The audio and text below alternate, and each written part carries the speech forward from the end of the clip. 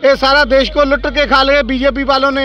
ये दलाल किस्म की गवर्नमेंट है। हम इस गप्पी प्रधानमंत्री का कैसे भरोसा कर। असली बात यह है कि अडानी अंबानी ने मोदी को खरीद लिया है। प्रधानमंत्री जी कह रहे थे मेरा 56 इंच का सीना है, हम नहीं डरते। इतना डरपोक प्रधानमंत्री है, अगर तेरे में औकात है 10 मिनट जहां आन के बोल दे। जो पॉलिटिक्स है ना, वो हमेशा ही चाहती है कि सिख और मुसलमान और आपस में लड़े। नफरत की राजनीति कर रहे हैं। वहाँ मुसलमान बैठे शाहीन बाग में, वहाँ भी इन्होंने नफरत फैलाई। सत श्री अकाल। सलाम, नमस्ते, सत श्री अकाल। मैं हूं रजा और आप देख रहे हैं रजाग्राफी। अंधभक्तों से परेशान होके और बीजेपी वालों के इल्जामों से परेशान होके आखिरकार मुझे यानी अंधभक्तों के बाप को ग्राउंड पे उतरना पड़ा है और असलियत दिखानी पड़ रही है कि जिनको तुम आतंकवादी कह रहे हो असल में वो कौन है, और तुम्हें ये किसान बताएंगे तुम्हारी औकात क्या है। जी बताओ जी, आपको आतंकवादी बोला जा रहा है। अरे भैया, हम आतंकवादी नहीं हैं, हम पंजाबी किसान हैं। जो भी मेहनत करता है, जो किसान है, उसकी जो एमएसपी बोली जाती है फसल को, और जो इंडस्ट्री में माल बनता है, कुछ भी बनता है, उसमें एमआरपी लिखी जाती है। ऐसा क्यों? किसान अपनी चीज का मूल्य क्यों नहीं अपना आधारित कर सकता? ये सारा देश को लुट के खा लिया बीजेपी वालों ने। ये दलाल किस्म की गवर्नमेंट है। मोदी जी कह रहे हैं ये किसान, आप ये जो लॉ बनाया जा रहा है किसान के फायदे के लिए है। हमें फायदा न चाहिए नहीं, हमें तो फायदा चाहिए नहीं, हमें फायदा ऐसा नहीं चाहिए। हम जैसे हैं वैसे ठीक हैं। मोदी को यदि फायदा लगता है, अगर एमएसपी है, खच्चर जो बोल रहा है एमएसपी थी है रहेगी। अगर जो एमएसपी कैंसिल हो गए, मैं रेजिग्नेशन देता हूं। जब इंटरनेशनल मार्केट के साथ अपने तेल प्राइस जोड़े गए थे, हम इस गप्पी प्रधानमंत्री का कैसे भरोसा कर ले। उस टाइम बोल रहा था जब इंटरनेशनल मार्केट में तेल के प्राइस घटेंगे हम घटाएंगे। अब जब कोरोना का काल आया था, लॉकडाउन हुआ, 1 पैसा भी कम नहीं किया, आगे से बढ़ा दिए। उस हिसाब से मैं कह रहा हूँ, खट्टर अगर अपनी बाप की औलाद है तू, उस हिसाब से पहले तेरे प्रधानमंत्री ने झूठ बोला, अभी तू इस्तीफा दे दे। उसको देख के तेरी बात पे कैसे भरोसा करें हम। अगर चाहता है अगर आगे वाले आने वाले समय में तेरी बात रह जाए तो डम्मी है, डम्मी। वो सीएम नहीं है, डम्मी है। हमने अभी साबित कर दिया। असली बात यह है कि अडानी अंबानी ने मोदी को खरीद लिया है। मोदी सिर्फ रिमोट है उसके हाथ में। जो लोग को बोलते हैं ना, मोदी वही बोलता है।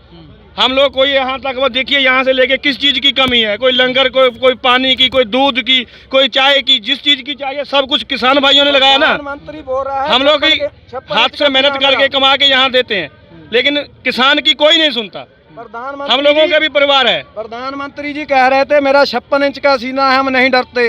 इतना डरपोक प्रधानमंत्री है, अगर तेरे में औकात है 10 मिनट जहां आन के बोल दे। कहता है ये कानून आपके लिए अच्छे है, जहां आन के बोल के दिखा दे। सिक्योरिटी छोड़ के जहां पर आन के बोल दे, मान लेंगे। अब इन्हीं लोगों से मैं एक बात और, क्योंकि हरा रंग देखने के बाद, हरा रंग पगड़ी देखने के बाद, हरा झंडा देखने के बाद किसानों का अंधभक्तों ने और आरएसएस और बीजेपी वालों ने कहा कि ये तो पाकिस्तानी है, और लाल रंग देखने के बाद कहा ये चीनी है। और ये बीजेपी के नेता कह रहे हैं कि इस आंदोलन में चीन और पाकिस्तान का हाथ है। तो बताइए, चीन और पाकिस्तान। इन बातों से जो सरकार फायदा उठाना चाह रही है उसका कोई लाभ नहीं होता, क्योंकि ये फूट डालने की नीति सोच रही है। इससे किसान तो किसान रहेगा, पंजाब भी भाई भी किसान, हरियाणा का भी भाई किसान। ये फूट डालने की नीति है। इससे हमारा आंदोलन और ज़्यादा तेज होगा।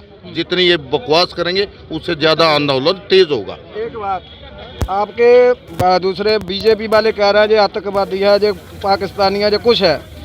अपनी औकात तो मेरे को ये बता दें, जिस दिन जहां पर मुसलमानों का राज था, जहां दिल्ली में कोई अपना शीश देने वाला नहीं था, हमारे गुरु तेग बहादुर साहब ने अपना शीश दिया, तब इन लोगों का अभी तक वजूद बचा हुआ है, नहीं तो अब तक कब के खत्म हो चुके होते। हमको पाकिस्तानी के जाएंगे, ऐसा नहीं जाएंगे। भाई साहब देखिए, आप बोल रहे हैं कि पाकिस्तानी है, मुस्लिम है। देखो, मुस्लिम भाई भी हम लोगों के साथ है। मलेरकोटले में कितने मुस्लिम जो किसान है। यही तो तकलीफ है बीजेपी को, यही तो तकलीफ है। ये सब कैसे होगा? मुस्लिम क्या नहीं है। जो पॉलिटिक्स है ना, वो हमेशा ही चाहती है कि सिख और मुसलमान और आपस में लड़े, लेकिन अब झूठ जो है वो समझदार है, सब पढ़े लिखे हैं। अब ये ऐसा कुछ नहीं होगा। हम लोग मोदी को खत्म करके छोड़ेंगे। किसान एकता।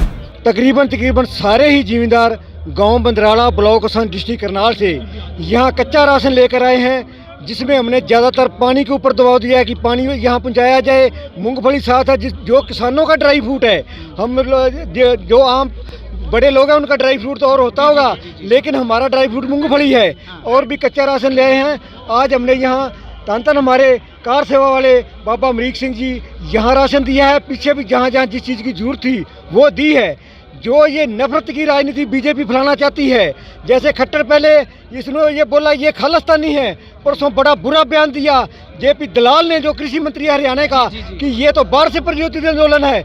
मैं खट्टर साहब को ये बताना चाहता हूँ, जेपी दलाल को बताना चाहता हूँ, इन सभी संगतों के साथ मिलकर, ये मेरे साथ फतेह सिंह खड़े हैं, मैं जसवंत सिंह पन्नू खड़ा हूँ, इसके लड़के ऑस्ट्रेलिया में हैं, मेरा लड़का कनाडा में है, एक हमारा लड़का है वो विदेश में है। अगर वो हमारी बात नहीं करेंगे तो और इस जेपी दलाल की करेंगे। हरामजादे इन जो नफरत की राजनीति कर रहे हैं, वहाँ मुसलमान बैठे शाहीन बाग में, वहाँ भी इन्होंने नफरत फैलाई। अब जो है यहाँ जिम्मेदार हैं, अगर इनकी इंटेलिजेंसी है तो आकर यहाँ देख सकती है कि इस यज्ञ में कितनी जातियों के, और किसान तो कोई भी हो सकता है, चाहे वो बीसी हो, एससी हो या जिम्मेदार हो, किसान हर कोई किसान है, किसी भी धर्म से हो। लेकिन ये धर्म की आड़ में ये राजनीति अपनी कर रहे हैं। और जो ये किसानों का आंदोलन है, आज शाम तक अगर इसका कोई फैसला ना हुआ, किसानों के हक में ये चीज़ ना गई, अगर ये कृषि कानून जो से बने हुए ये रद्द ना हुए, तो आज शाम से ये किसान अपनी वार्ता भी बंद करेंगे, जहाँ तक हमारा ख्याल है, और दिल्ली को चारों तरफ से सील कर देंगे।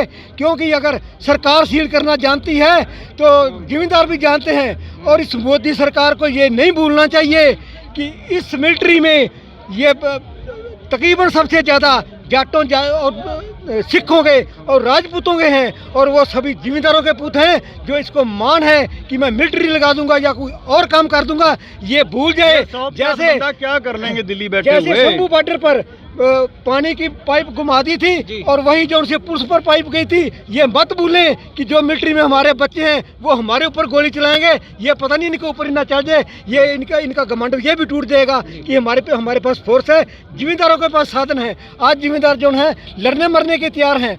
जो हमारे पिता पुरखी धंधा है उसको कैसे छोड़ दें हम? अभी भी टाइम है, अभी भी समझ लें, सरकार समझ जाए, नहीं तो ये जो है ये आंदोलन और मोड़ ले सकता है, पता नहीं किस तरह का मोड़ ले। मोदी जी, आपसे बड़े प्यार से विनती है कि कुर्सी आपकी पहले से ही चरमरा चुकी है, इससे पहले की कुर्सी टूट जाए और आपकी सरकार पलट जाए। अपनी बात से पलट जाइए और किसानों की बात मान लीजिए।